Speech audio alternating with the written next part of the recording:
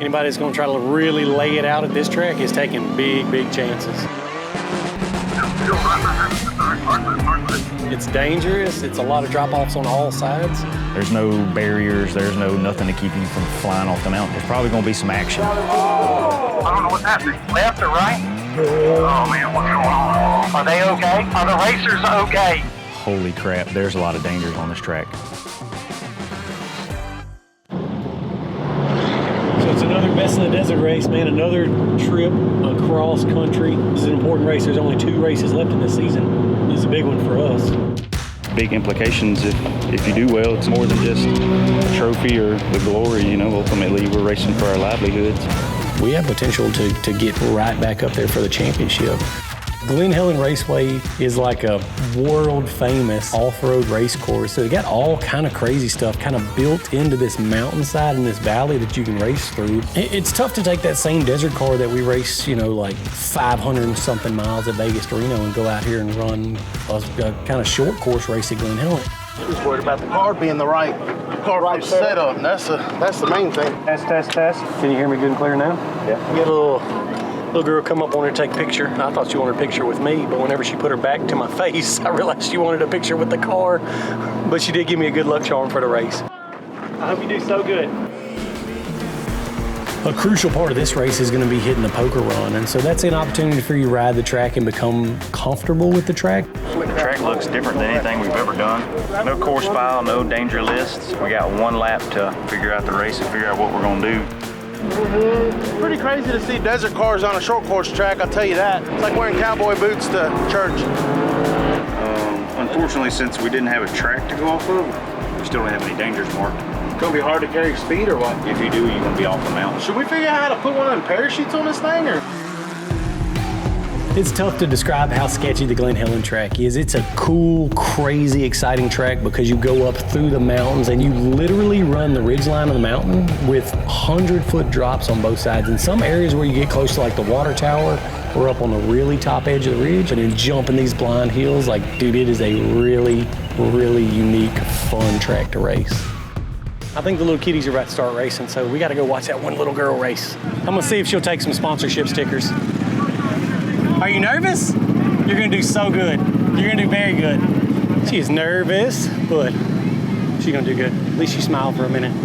Now it's time to check the car. We're gonna roll it through, get it checked, make sure everything's good, man. How are you? Good yourself. Freaking trying not to sweat to death and then getting ready to crash a car.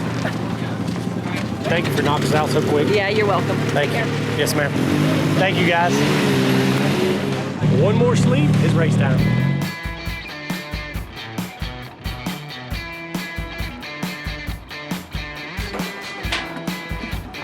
Just getting the truck loaded up, man, to make sure we're ready for the race. Everything we're taking over to the hot pits. Hopefully we don't have to pit. If we do, we're in a bad spot at this race.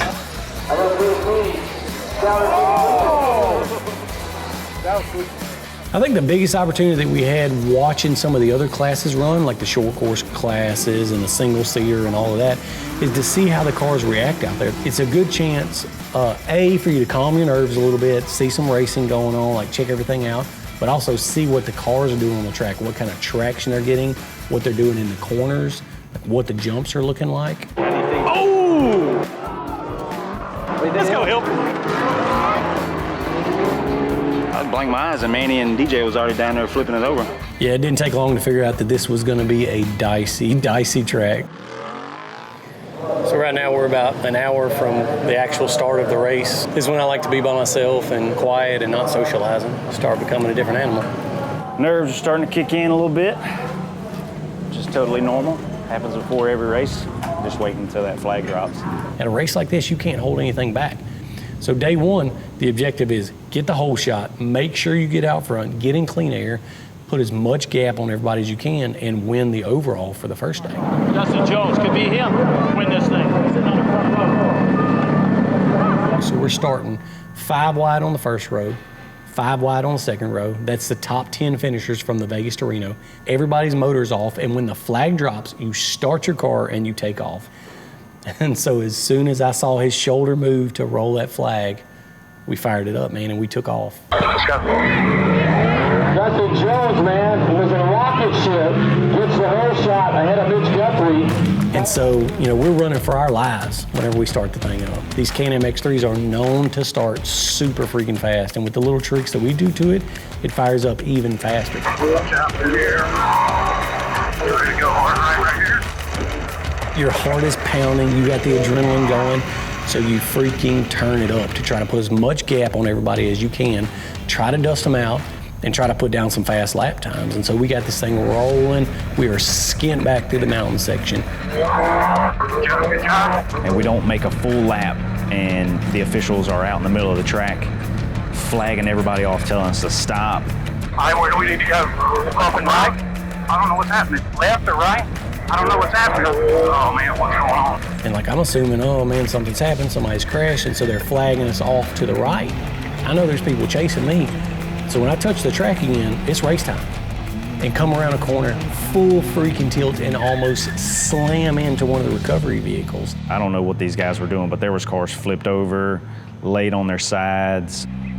We got a red flag, which means they're going to restart the race. We got a very, very good start, and so that's a lot of pressure to get another good start like that. You don't normally have this kind of stuff in the desert, man. You take off, you don't see the car for an hour, and then 5 seconds and do it again. Now, we've literally red flagged the race, and I don't know, a minute into the race. It's nerve-wracking for you because you completed your objectives. Like, to turn around and do that again is near impossible. Somebody may get a cleaner start than us. There's a whole lot of variables when it comes to dead engine, land rush start, and there's an opportunity for any of those 5 guys to whole shot us on the second start. Car fires beautifully, shoots off like a rocket again, and somehow, even with all these fast dudes out here, we were able to pull the whole shot the second time on the first day. At that point, you go back into race mode, you know? You go back into skinning that thing freaking back. It goes all the way to the wood, and so you are literally running for your life to try to get to the desert and the dust section first, and they are giving you no mercy. Everybody is doing everything they can to push you, to make you make a mistake, or to get under you on a corner. And so you have to run flawless until you can get out into the desert, into the dust, and try to put some time on them. And it became a handful for that first day of racing to run that desert car out there on Glen Helen. It's not conserve the car, it's not try to take care of it. It is run it as hard as you can, because I know the guys behind us that have nothing to lose are running it as hard as they possibly can. But we're keeping just a fast enough pace that we could hold them off on day one, put enough gap on it to still keep the overall for the day. Boom! My boy. Woo! God, dog, did that, son. We done, boys. We just crossed the finish line. You know, anytime you win, it's an amazing feeling. Although we were excited and proud of what we had just accomplished, that was only half the battle. We still had day 2 to go. 2 big hole shots today. Awesome, buddy. This thing can fly. Hopefully we can do it again tomorrow, man. That was a wild freaking ride right there. It felt like an eternity of just on the verge of destruction the whole race. And I knew everybody around us that we had beat in day 1 were going to push harder, make the changes they had to, do whatever they had to beat us. Gonna go over the car, man. Check everything. Make sure nothing's freaking broken. Do it again tomorrow, hopefully.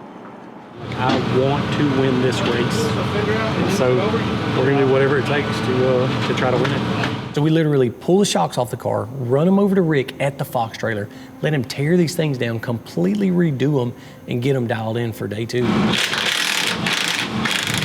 much I appreciate it.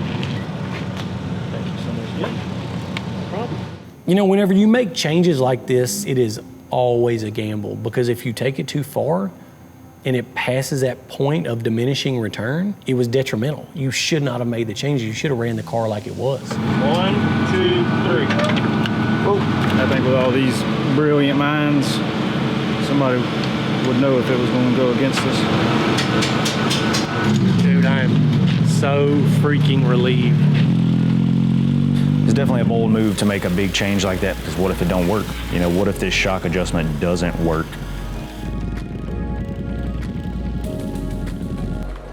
It's extremely important for us to finish up front, especially if we want to actually win the championship. We needed to stay up front. We needed to win or be in the top 2 or 3 positions. And it's terrifying. It's that old familiar feeling, strapping your boots on, except you got about 30 other guys trying to beat the snot out of you. Terrified right now. We're able to do it for one day, but that wasn't the end of the race for us. We have to do it for a whole another day. So now instead of 5 cars, dead engine land rush start, there's 10 cars all starting together. So we come out second off the line and you just hug the bumper in front of you. You stay as tight as you possibly can. You try to run in the blind dust as hard as you can. But there comes a time, man, when it's not worth tearing up the car. When you cannot see where you're going, you have to slow down, especially when you're on a ridge line running 50 or 60 miles an hour. There's 150-foot drops beside you. You can't just run blind to that stuff. We had to back out a little bit. So after that, we get in some clean air, we start pushing hard, we start putting down lap times. The car feels freaking amazing compared to day one, and we're clicking off some lap times. How hard are you willing to push to catch the guy in front of you? Hard right sweeper. The long, medium right. You couldn't see, the dust is so thick up there, and it's just far too dangerous and far too much on the line to be running in blind dust like that. The car ran good, performed awesome. The shock changes, totally worth the work that it took to get there. At the end of the day, when everything shook out, it was a second overall. You know, we lost in 2 days of racing by 30 seconds or something like that. Good job, buddy. Bobby, Dustin, I'm going to tell you this in front of everybody here. You bring a lot more to the sport, not just a fast driver, but you bring a personality, which is cool. Thank you. I'm telling you that. Thank you. Thank you. So we just wrapped up day 2, unofficial P2 for the day, which should put us P2 for the weekend. Not winning this race, it's going to be tough for us to win a championship, and I know that. We still have another race. We're still in the hunt. We're second or third in points. And we're still going to try to go out there and win. It'll be a first time to be on an overall season podium for us. It's a big deal. It's something that we take serious. Ooh, now starts the second race. Get back home before midnight. This is Leroy, the new shop cat. He's supposed to be here catching mice and snakes and stuff, but they feed him all the time, so he's just got a big fat cat belly. But he's cool. Ooh, this evening, I don't know, I might go lay out by the pool, you know, maybe find a street bike club to hang out with later tonight. I'm not sure yet. All of a sudden, Manny gets to California, he starts talking about wanting to join street bike gangs, lay out by the pool. 2 things I never heard Manny ever talk about doing, ever. I think it's always important to give the people what they want. And people like to see crashes, right? Mm-hmm. They like to see knockouts, right? Yeah. They like to see stuff on fire. Yeah. So we're gonna try to crash this thing. Probably get in a fight with somebody. Yeah. And if that don't work, we're gonna set it on fire. Go, go, go, go, go. Ain't missing an opportunity to wheelie a golf cart.